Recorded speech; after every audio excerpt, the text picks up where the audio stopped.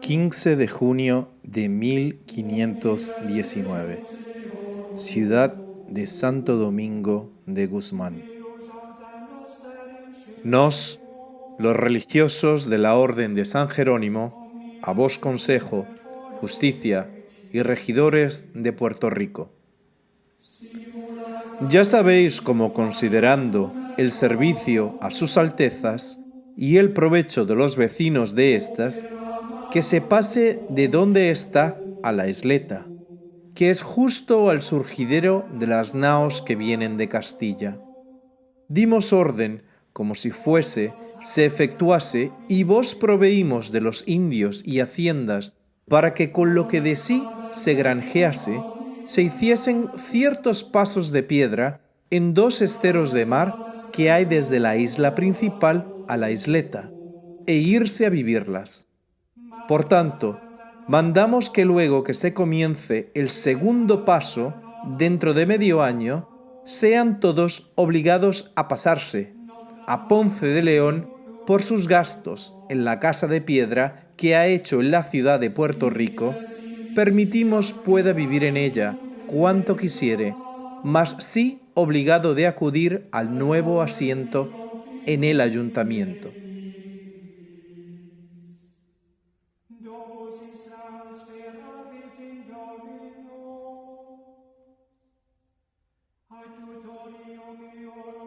Hola, ¿qué tal? Soy el cronista. Bienvenidos y bienvenidas a este espacio de divulgación en donde buscaré nuevas cercanías a la historia iberoamericana y caribeña. Acabamos de escuchar un extracto de la relación o informe que hicieron los frailes jerónimos en visita oficial a la isla de Santo Domingo y a la isla de San Juan Bautista. Los frailes en su informe autorizan la construcción y ordenan la posterior mudanza de la ciudad de Puerto Rico hacia la isleta en donde hoy ubica el viejo San Juan. San Juan se fundó en algún momento entre 1521 y 1522 y este año se conmemora 500 años de su fundación, y como la historia de San Juan es la historia de Puerto Rico, es el tema que trataré en la primera temporada de El Cronista que arranca hoy. Acompáñame.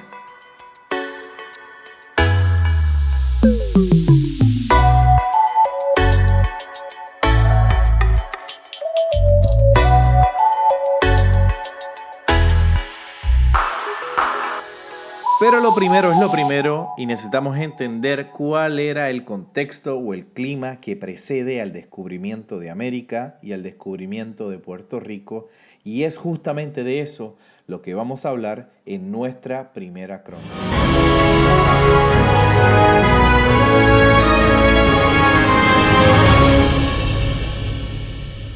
Retrocedamos 620 años para llegar al 1 de enero de 1401. Año en que comienza el siglo XV, al que los historiadores apellidan el siglo de los descubrimientos, que se extiende hasta el 31 de diciembre de 1500. Así que en el siglo XV vamos a dejar atrás la Edad Media para dar paso al Renacimiento.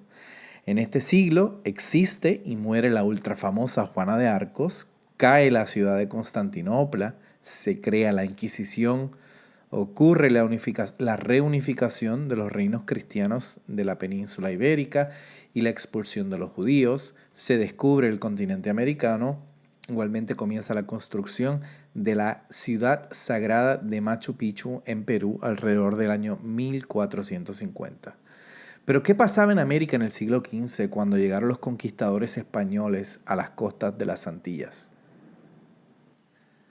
El continente americano fue la última masa terrestre del planeta en ser poblada. El Homo sapiens llega al continente procedente de Asia en una migración que ocurre aproximadamente hacia el año 60.000 a.C. a través del estrecho de Bering. Los sapiens cruzan desde lo que actualmente es la Siberia rusa hacia el este por el estado norteamericano de Alaska, y poco a poco van poblando el norte de Canadá y Estados Unidos. En un continuo movimiento, pues eran cazadores recolectores, es decir, nómadas que no conocían la agricultura. En un continuo movimiento sur llegan a Centroamérica hacia aproximadamente el año 35.000 a.C. y ya hacia el año 20.000 a.C. tienen presencia en la Patagonia, que es la parte más sur del continente. Las Antillas, por su parte, fueron los últimos territorios en ser poblados hacia el año 6.000 a.C. Dato importante que nos ayuda a entender los diferentes niveles evolutivos de los pueblos originarios de América. Por un lado tenemos a los aborígenes caribeños que apenas comienzan a ser agroalfareros en el momento de la conquista, lo que significa que conocían algunas formas de agricultura y no necesitaban estar en búsqueda constante de alimentos para sobrevivir.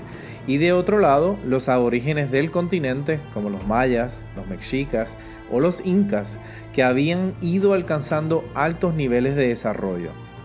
Los mayas fue una civilización que existió entre aproximadamente el año 2000 a.C. hasta el 1697. El periodo clásico o de mayor desarrollo se calcula que ocurrió entre el año 250 y el año 900 de nuestra era. La civilización maya ocupó territorios de lo que hoy es el sur de México, Guatemala, Belice, partes de El Salvador y Honduras, y en total se calcula que existieron casi 3.700 años.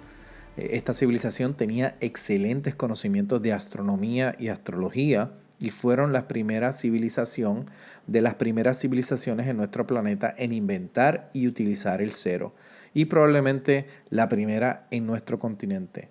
Y esto evidentemente nos indica un alto nivel de evolución cognitiva por parte de esta civilización. ¿Están ahí mis vidas? ¿Están ahí? ¿Me oyen? ¿Me escuchan? También tenemos a los mexicas o los aztecas que se establecen en las islas del extinto lago Texcoco, en la actual Ciudad de México. La capital del imperio azteca o mexica fue Tenochtitlán y tenía una población estimada de 300.000 habitantes en el momento de la conquista. El imperio contaba con una población total no menor de 7 millones de habitantes. El imperio de los mexicas era un estado bien organizado, tenía el mayor ejército de su época, por lo que eran buenos guerreros, buenos estrategas militares y eran muy temidos por los pueblos vecinos debido a la esclavitud, los malos tratos y las tácticas que utilizaban para someter a sus enemigos.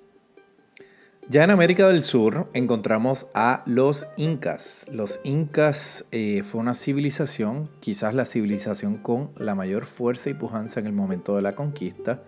El imperio inca tenía una población aproximada de 10 millones de habitantes, con capital en la ciudad de Cusco, en el actual Perú. En su momento, el momento de mayor extensión territorial abarcó el sur de Colombia, pasando por Ecuador, Perú, Bolivia y la parte norte de Argentina y Chile. La civilización inca desarrolló una red de caminos que unían todas las ciudades del imperio con la ciudad capital de Cusco y que realmente se parece muchísimo a la red de calzadas que tenía el imperio romano en Europa. Ya en las Antillas o el Caribe, que fue el último espacio del último continente en ser poblado, los sapiens llegaron aproximadamente hacia el 6000 a.C., procedentes de Centroamérica, a través de pasos de tierra que hoy son inexistentes debido al cambio en los niveles de los océanos y que pasaron de Centroamérica a la isla de Cuba y posteriormente a la isla de Haití. Un dato importante es que Haití es el nombre aborigen de la isla que luego pasó a llamarse La Española, que en algún momento se llamó Santo Domingo y que hoy día ocupan la República Dominicana y la República de Haití. Ya los aborígenes procedentes de Centroamérica, que llegaron aproximadamente en el 6000, encontramos otra corriente de poblamiento que viene desde el norte de América del Sur, que son pescadores recolectores y que poblaron las Antillas Menores y poco a poco fueron desplazando a los pueblos menos avanzados hasta llegar a poblar la mayoría de las Indias del Caribe. De hecho, el yacimiento arqueológico más antiguo se ubica en la isla de Trinidad. Es el yacimiento arqueológico Ban Wari Trace, Se ubica en la isla de Trinidad, en la actual República de Trinidad y Tobago, y data de aproximadamente el año 5500 a.C. Y de otro lado tenemos un yacimiento arqueológico en la isla de Cuba que data de aproximadamente 4000 años antes de Cristo. Esto es un dato importantísimo porque si ubicamos en un mapa dónde están estas dos islas, la isla de Trinidad y la isla de Cuba, vemos que son los puntos de entrada al Caribe y los puntos más cercanos a la masa continental. En Puerto Rico, los yacimientos arqueológicos más antiguos se ubican en la zona de Tierras Nuevas, en el municipio de Manatí, y que datan aproximadamente del año 4000 a.C., un poco menos, y en Puerto Ferro, en la isla municipio de Vieques, y este data de aproximadamente 2140 años antes de Cristo. En el momento de la llegada de los conquistadores a la isla de Boriquén o Borinquen, tierra del gran señor o del valiente señor, según qué traducción se utilice, y que posteriormente pasaría a llamarse, bajo el tiempo de la colonia, San Juan Bautista y actualmente se llama Puerto Rico, se cree que habían aproximadamente 44 aldeas con sus respectivos líderes o caciques. Algunos de estos caciques rendían obediencia a otros caciques, como es el caso de Agüeybaná, en la zona oeste de la isla. Cada una de estas aldeas tenía aproximadamente 2500 habitantes, por lo que se estima que la población general de la isla era aproximadamente de 110.000 aborígenes taínos. Los primeros pobladores de Puerto Rico fueron los arcaicos, más o menos hacia el año 6000 a.C., que eran cazadores-recolectores, carecían de cualquier tipo de agricultura y eran nómadas. Ya hacia el año 500 a.C. se establecen procedentes de la zona de Saladero, en Venezuela, los saladoides o igneris, de ahí el nombre, que eran agroalfareros y también eran aborígenes que ya mostraban ciertos conocimientos agrícolas y de alfarería, hacían cerámica. Y son ellos los que introducen el cultivo de la yuca, la elaboración de casabe y la confección de cerámica en la isla de Borinquen. I know. Lo que pasa es que si no te cuento esto, no vas a entender lo que pasa después.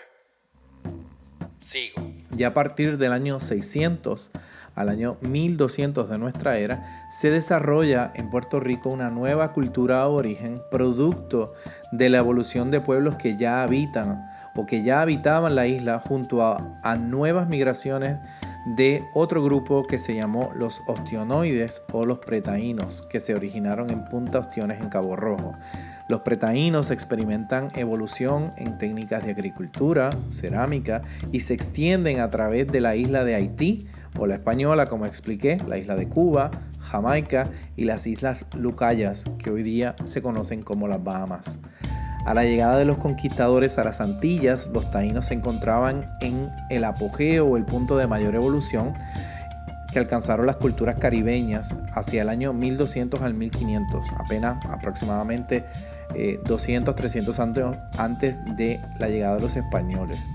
¿Y qué encontraron? Encontraron una sociedad más compleja, lo que era denotado por una organización política más compleja, más establecida, el tema de los cacicazgos, que era cómo se organizaban, las técnicas de agricultura y las técnicas que utilizaban en el arte.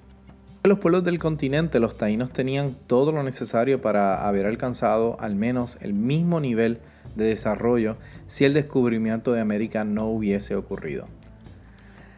Pero bueno, ya hemos conocido un poco sobre los pueblos originarios del Caribe y de las Américas. Imaginen ustedes cómo pudo haber sido aquel encuentro de culturas, lenguas e ideologías tan diferentes, entre otras muchas cosas, que solo un encuentro con una civilización extraterrestre en nuestros días podría ser algo parecido.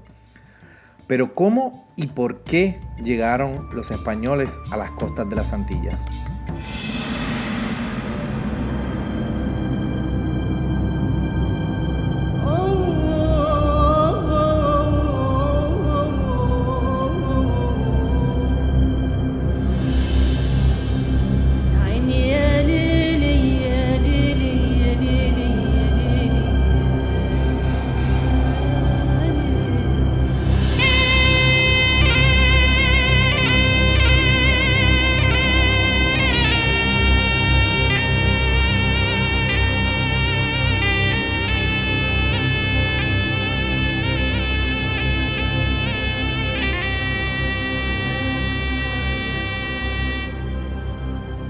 En la introducción mencioné la caída de la ciudad de Constantinopla.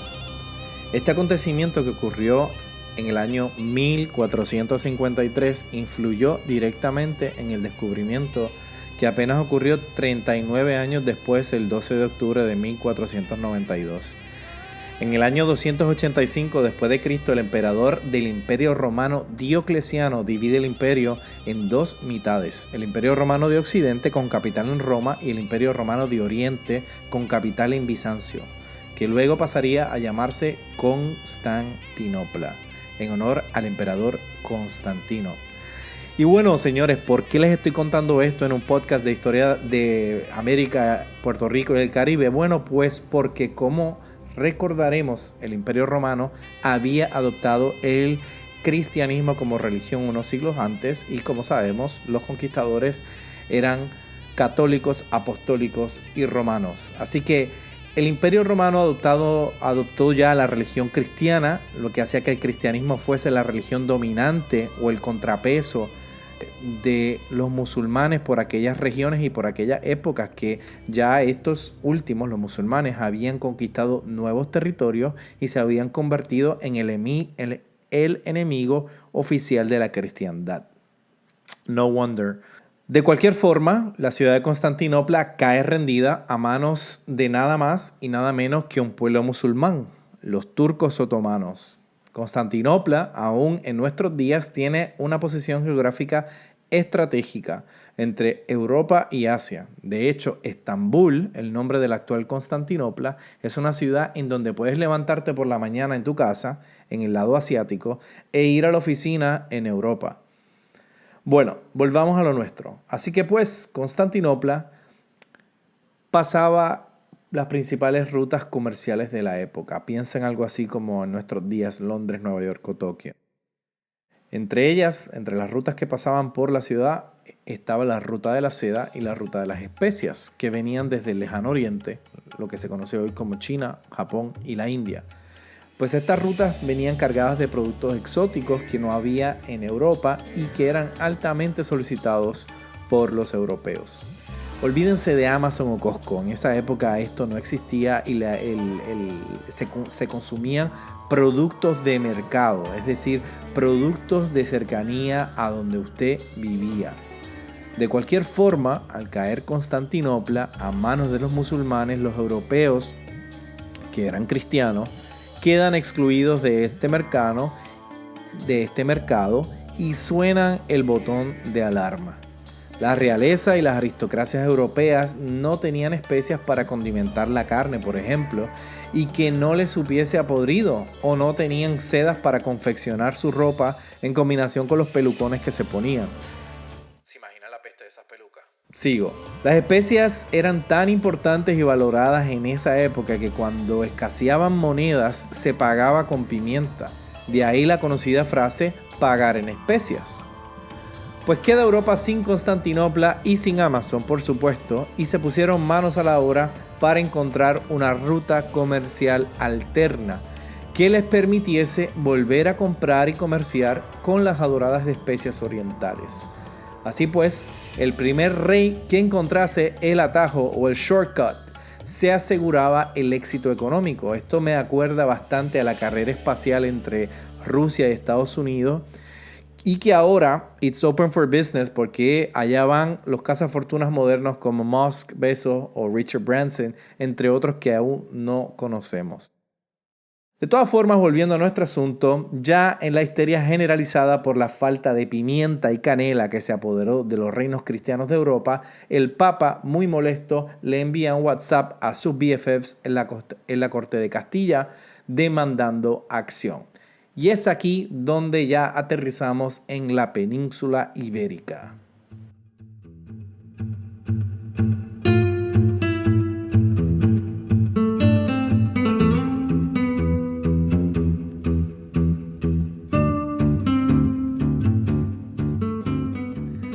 Para beneficio de todos, porque ya sé que han pasado algunos años desde la escuela, una península es una tierra rodeada de agua a excepción de por una parte. Es decir, es casi una isla si no fuese porque una de sus partes está conectada a una masa mayor de tierra.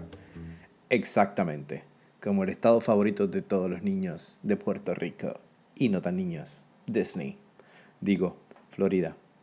Bueno, pues, en adelante, cuando hablemos de la península ibérica, estaré haciendo referencia a la península que comparten los países de España y Portugal y que happens to be el territorio más al occidente u oeste del continente europeo, pues por aquellas épocas era el fin del mundo.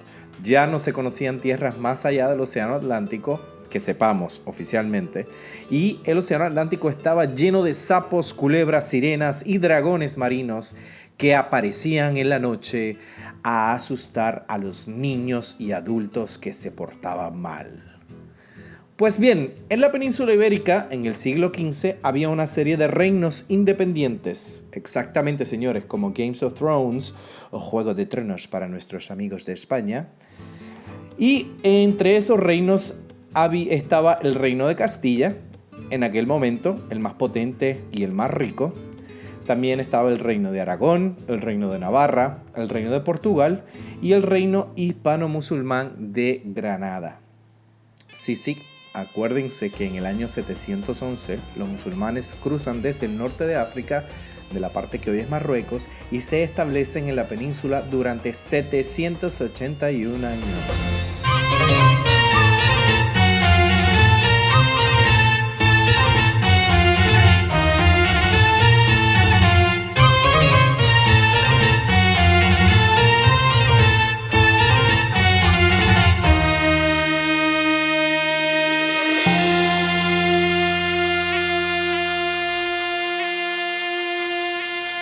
Bueno, pues ya por estas épocas los vecinos portugueses y los castellanos andaban explorando su entorno geográfico y buscando nuevas rutas comerciales. Portugal más que Castilla, como veremos, porque Castilla estaba obsesionada con expulsar a los musulmanes de la península, que fue su principal objetivo durante la mayor parte del siglo XV. Ya en Castilla, en el 1453, reinaba Juan II, el padre de Isabel la Católica, que aún no le podemos decir la Católica porque esto fue un regalito de su amigo el Papa Alejandro VI, cuando ella y su esposo concretaron la expulsión de los musulmanes, o los moros, como les llaman en España, de la península. Así que, por el momento, nos vamos a referir a ella como Isabel de Trastámara, o Isabel de Castilla, o lo mismo, Isabel Rodríguez. Pues muerto el padre de Isabel, asume el trono su medio hermano mayor, don Enrique IV de Castilla, al que cariñosamente los historiadores le apodaban el Impotente, aunque su verdadero problema aparente y alegadamente no era ese. ¿He dicho nombre yo? Pues el Impotente tuvo una hija, Juana I de Castilla. No me pregunten ni cómo, ni por qué, ni cuándo. El asunto es que dicen que doña Juana I de Castilla era hija de la reina, pero no del rey impotente, sino de su BFF, mejor amigo y valido, don Beltrán de la Cueva.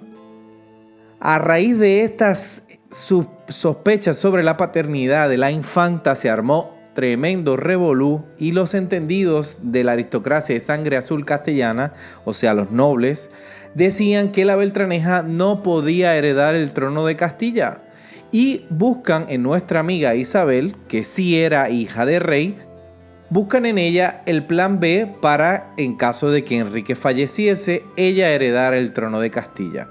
Claramente el rey Enrique IV no estaba de acuerdo con los nobles y los cortesanos que dudaban de su paternidad, pero sobre todo estaba harto de los dimes y diretes que de ellos resultó, y pacta con Isabel y sus amigos o los nobles que apoyaban este plan en el pacto de toros de Guisando, a cambio de que el rey Enrique IV decidiese con quién casaría a Isabel, y a cambio de esto la nombraría heredera legítima, como ocurrió. ¡Qué bochinche, señores! Y pues, en 1474, Enrique IV el Impotente se va de este mundo e Isabel se convierte en reina de Castilla. Sin embargo, el rey de Portugal, Alfonso V, que era, aguántense, el antiguo pretendiente de Isabel, el cuñado de Enrique IV el Impotente, hermano de la reina, tío y luego esposo de Juanita la Beltraneja. I know. Sin comentarios.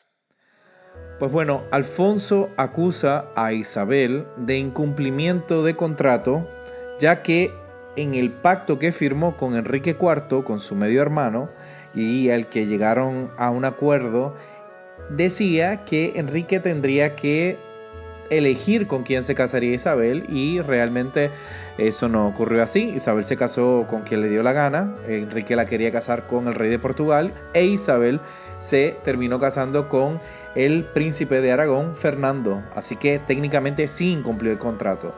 De cualquier forma, Isabel necesitaba ponerle punto final a este asunto incómodo que terminó conociéndose como la Guerra de la Sucesión Castellana, y finalmente llega a un acuerdo con el rey de Portugal que se conoció como el Tratado de Alcazovas, que será importante por las repercusiones que tuvo en el descubrimiento de América y al que haremos referencia más adelante.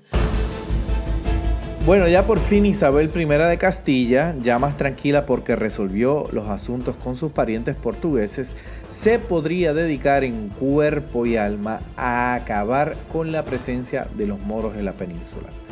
Ya casada como Dios manda y bien casada con su primo Fernando, rey de Aragón, unifican bajo un mismo matrimonio los reinos de Castilla y Aragón, por lo que los hijos del matrimonio tendrían derechos dinásticos o sucesorios, es decir, heredan en ambos lados de los reinos, unificando de facto, es decir, de hecho, los reinos más importantes de la península ibérica.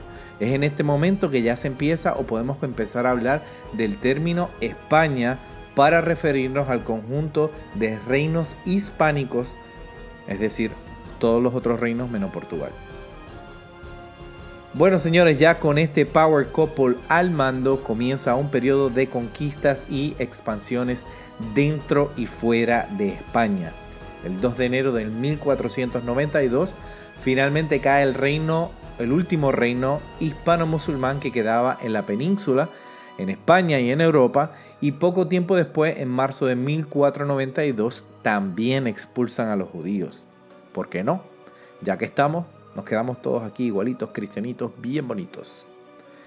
Bueno, de cualquier forma, a través de estas dos expulsiones se logra la tan ansiada unidad cristiana en Europa, y es por eso que el Papa Alejandro VI, que se llamaba Rodrigo de Borgia, el Papa Alejandro VI, mediante una bula papal, nombra a los reyes de Castilla y Aragón como reyes católicos.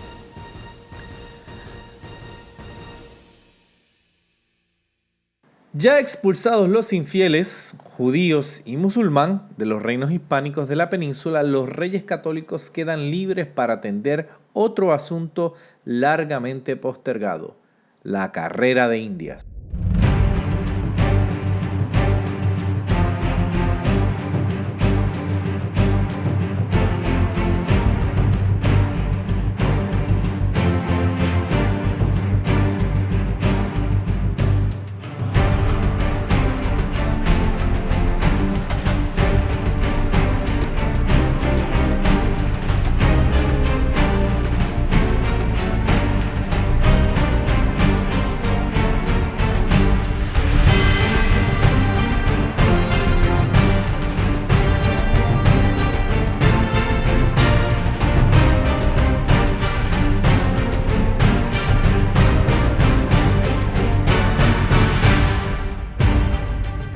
Sin embargo, los portugueses llevaban la delantera, puesto que como era una nación volcada al mar, tenían la mejor tecnología y los mejores conocimientos marítimos de la época. En 1488, 4 años antes que Cristóbal Colón, Bartolomé Díaz descubre el Cabo de Buena Esperanza, en la actualidad Ciudad del Cabo o Cape Town en Sudáfrica. Y al descubrir este paso, que era como los antiguos castellanos le llamaron a los puntos geográficos que daban paso a otras zonas, como por ejemplo la unión entre el Océano Índico y el Océano Atlántico. Pues bueno, con este descubrimiento logran circunnavegar el continente africano, es decir, darle la vuelta.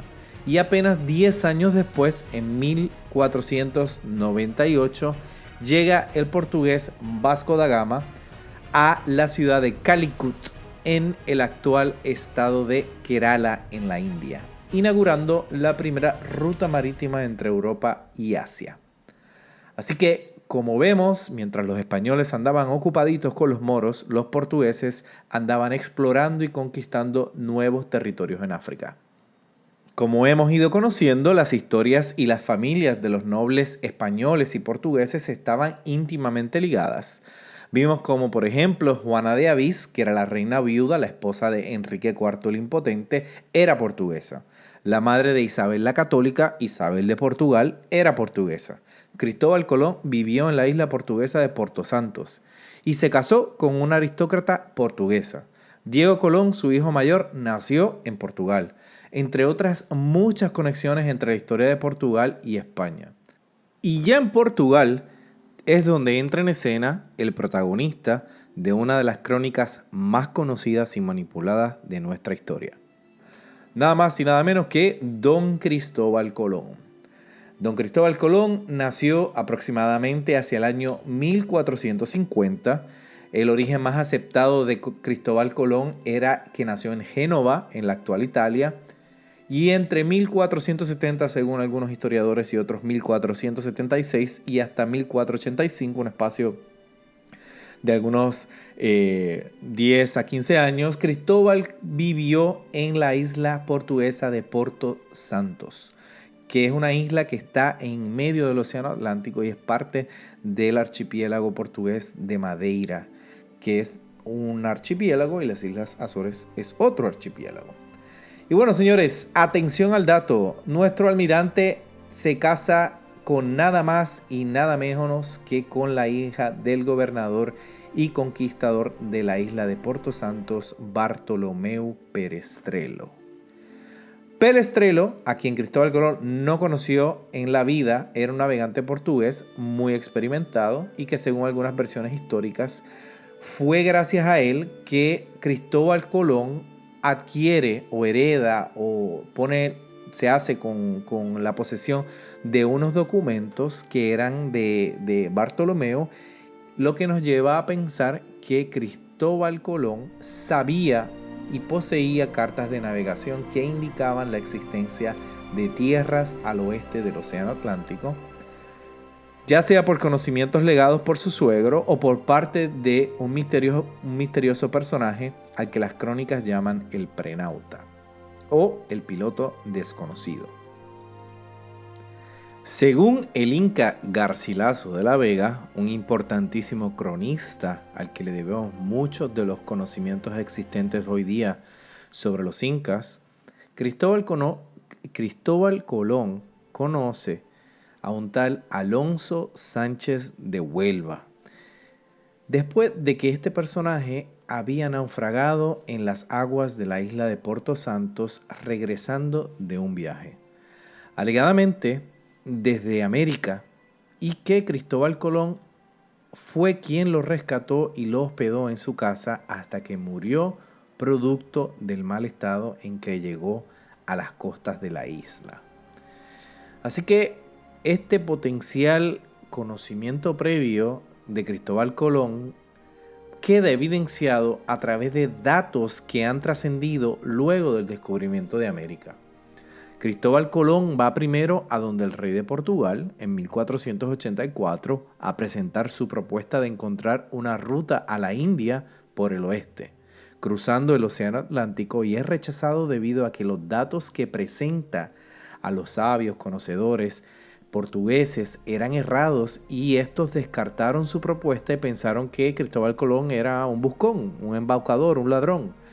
Luego, en 1486, le presenta la propuesta a los reyes de Castilla, pero la reina, después de todo este embrollo y de estos problemas que habían pasado en Portugal, con los portugueses, no quería conflictos que la alejasen de la prioridad que era la unificación cristiana, y así que rechazan esta propuesta de Colón. A pesar de este hecho, Cristóbal Colón tenía influencias que le ayudaron a presentarle el plan a los reyes católicos hasta en 3 ocasiones más, siempre con el mismo resultado: una negativa a financiar o a participar de la propuesta de los viajes al oeste. Sin embargo, en su último intento, ya cerca del final de la Guerra de Granada, que también estaba aconteciendo por aquellas épocas, y habiendo los portugueses descubierto en el 1488 el Cabo de la Buena Esperanza, los reyes no le dicen que no a Colón, lo ven nuevamente, no le dicen que no, pero sin embargo le dan largas hasta que, por la intervención de un personaje que se llama Luis de Santángel, que era prestamista del rey Fernando, que fue Luis de Santángel, quien prestó el dinero o parte del dinero con el que se financiaría la expedición al oeste. Así que, a través de la intervención de este personaje, Luis de Santángel, ya los reyes acceden a financiar el viaje al oeste de Cristóbal Colón y a darle su apoyo, y es en este momento que se firman un contrato que se conoció como las Capitulaciones de Santa Fe. Este contrato, además de hablar de todos los beneficios y títulos que Colón recibiría si tuviese éxito, entre ellos almirante, virrey y títulos hereditarios, hay datos importantes que nos llevan a pensar que se sabía de la existencia de tierras no conocidas al oeste, al otro lado del Océano Atlántico. Y uno de estos datos es el lenguaje con el que se redacta el documento, las Capitulaciones de Santa Fe, y que, por ejemplo, tienen partes del documento en el que se habla y se dice lo siguiente: lo que se ha descubierto de la mar Océana. En otros renglones del documento se habla, por ejemplo, de en todas aquellas islas y tierras firmes que por su mano o industria se descubrirán o ganarán en los dichos mares. Esto es un extracto del documento de las Capitulaciones de Santa Fe que se redactó el 17 de abril. Se redactó durante un periodo de más de 3 meses, pero finalmente se firma el 17 de abril de 1492, casi 6 meses antes del descubrimiento. Además de esto, en una respuesta que escriben los reyes a Colón, una carta en el 1494, o sea, 2 años después del descubrimiento, estos le dicen a Colón: todo lo que al principio nos dijisteis que se podía alcanzar, por la mayor parte todo ha salido cierto, como si lo hubiéredes visto antes que nos lo dijésedes. Ajá, ¿y cómo sabía Cristóbal Colón que habían tierras sin descubrir o que habían visitado otros personajes o hasta él mismo? ¿Y cómo es esto importante a nuestra historia? Bueno, lo es, señores. Un poquito más y vamos a descubrirlo. Recordemos aquel misterioso náufrago don Alonso Sánchez de Huelva, el prenauta o el piloto desconocido. Algunos historiadores y algunos investigadores sobre este tema indican que que no fue Alonso Sánchez de Huelva al que el Inca Garcilaso lo bautiza digamos que el piloto desconocido es el Inca Garcilaso quien revela la identidad, o que según sus investigaciones en aquella época es Alonso Sánchez de Huelva. Bueno, hay investigaciones serias con documentación y con estudios serios que nos llevan a pensar que esta teoría tiene muchísima posibilidad de ser cierta. Bueno, don Alonso Sánchez de Huelva trabajaba o navegaba con los portugueses en aquella época, y en un viaje de regreso a Portugal, a la altura de la costa de Guinea, en África, que por aquella época era una posesión portuguesa, pues en aquella zona entre Guinea y las islas de Cabo Verde, que también eran portuguesas, por donde andaba navegando, se forman casualmente los huracanes, los vientos alisios, y hay una zona que se conoce como la zona anticiclónica, una zona de altas presiones, que tiene una correspondiente corriente oceánica que va de norte a sur y de este a oeste. Todo apunta a que el prenauta y su tripulación se vieron atrapadas en lo que pudo haber sido un temporal, un huracán, que los sacó de su ruta habitual navegando no muy lejos de la costa al norte, y los sacó, este temporal los desvió un poco hacia el oeste y cayeron presos de la corriente que iba de este a oeste. Esta corriente oceánica los trajo hasta las costas de las Antillas del Caribe, en donde aparente y alegadamente estuvieron navegando y descubriendo algún tiempo. Ya en el intento de regreso que hacen estos navegantes a Portugal, naufragan cerca de las costas de la isla de Porto Santo, que también era posesión portuguesa, como les había dicho antes, donde casualmente vivía nada más y nada menos que Cristóbal Colón. Cristóbal Colón le da hospedaje a este misterioso náufrago, y al verse ya a las puertas de la muerte, le cuenta lo vivido y le entrega, o Cristóbal Colón dibuja, porque me imagino que una persona en estado próximo a la muerte no tiene esa capacidad. Cristóbal Colón dibuja una serie de cartas náuticas muy detalladas sobre las tierras en donde estos navegantes náufragos habían estado.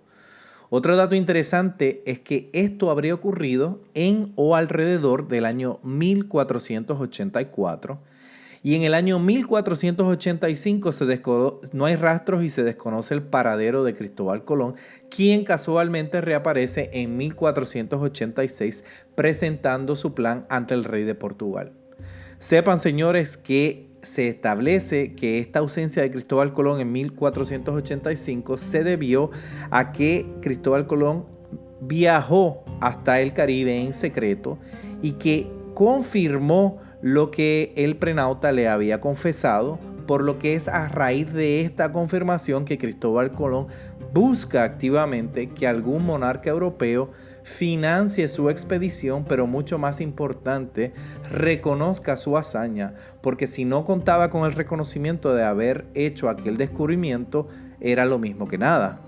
De ahí que las condiciones tan ventajosas que le otorgaron en las capitulaciones o en el contrato los reyes católicos a Colón, y que el lenguaje del escribano sugiere que fueron estos los verdaderos argumentos de Cristóbal Colón ante los monarcas, no realmente descubrir una ruta a las Indias por el oeste, sino que él ya había descubierto territorios en el Caribe en donde supuestamente había minas de oro.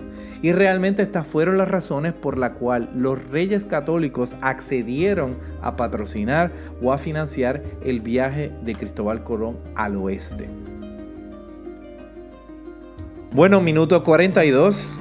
Próximos a concluir este primer capítulo de El Cronista. La idea es tener capítulos que no sean mayores a 3/4 de hora, por lo que en el siguiente capítulo ya vamos a tratar el primer y segundo viaje de Cristóbal Colón hasta llegar a la bahía de Añasco, que fue por donde desembarcaron por primera vez en la isla de Borinquen los conquistadores. Si te gustó este episodio, recuerda darle clic al botón de suscribir y compartirlo con todo aquel que tenga curiosidad, interés o que quiera aprender un poco más sobre nuestra historia, que es la tuya.